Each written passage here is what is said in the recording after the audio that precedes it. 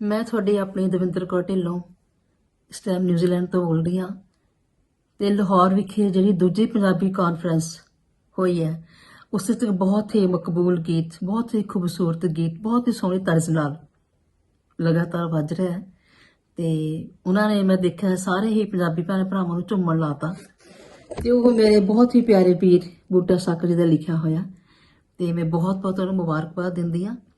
ਮੁਬਾਰਕਬਾਦ ਦੇ ਨਾਲ ਮੈਂ ਚਾਹਨੀ ਹਾਂ ਕਿ ਉਹਦੀਆਂ ਦੋ ਲਾਈਨਾਂ ਮੈਂ ਵੀ ਵੀਰ ਜੀ ਨੂੰ ਤਰਨਮ ਚ ਸੁਣਾ ਸਕਾਂ, ਤੋ ਕੋਸ਼ਿਸ਼ ਕਰਦੀ ਹਾਂ।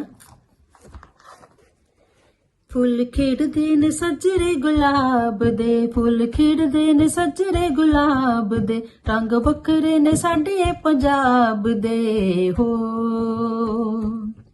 ਫੁੱਲ ਖਿੜਦੇ ਨੇ ਸੱਜਰੇ ਗੁਲਾਬ ਦੇ, ਰੰਗ ਵੱਖਰੇ ਨੇ ਸਾਡੇ ਪੰਜਾਬ ਦੇ, ਸਾਡੇ ਸਿਰਾਂ ਉੱਤੇ ਪੱਗ ਸੋਹਣੀ ਲੱਗਦੀ ਸਾਰਾ ਹੀ ਜਹਾਨ ਦੱਸਦਾ, ਸਾਡੇ ਸਿਰਾਂ ਉੱਤੇ ਪੱਗ ਸੋਹਣੀ ਲੱਗਦੀ ਸਾਰਾ ਹੀ ਜਹਾਨ ਦੱਸਦਾ।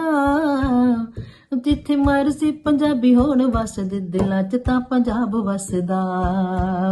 ਉਹ ਜਿੱਥੇ ਮਰਜ਼ੀ ਪੰਜਾਬੀ ਹੋਣ ਵਸਦੇ, ਦਿਲਾਂ 'ਚ ਤਾਂ ਪੰਜਾਬ ਵਸਦਾ।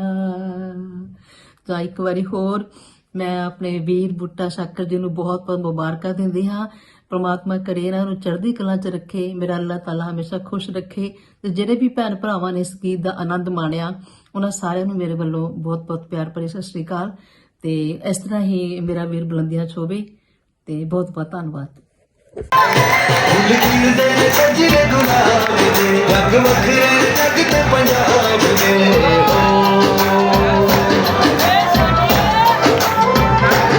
ਉਹ ਫੁੱਲ ਖਿੜਦੇ ਨੇ ਸੱਜਰੇ ਗੁਲਾਬ ਦੇ, ਰੰਗ ਵੱਖਰੇ ਨੇ ਜੱਗ ਤੇ ਪੰਜਾਬ ਦੇ, ਸਾਡੇ ਸਿਰਾਂ ਉੱਤੇ ਪੱਗ ਸੋਹਣੀ ਲੱਗਦੀ ਸਾਰਾ ਹੀ ਜਹਾਨ ਦੱਸਦਾ, ਸਾਡੇ ਸਿਰਾਂ ਉੱਤੇ ਪੱਗ ਸੋਹਣੀ ਲੱਗਦੀ ਸਾਰਾ ਹੀ ਜਹਾਨ ਦੱਸਦਾ।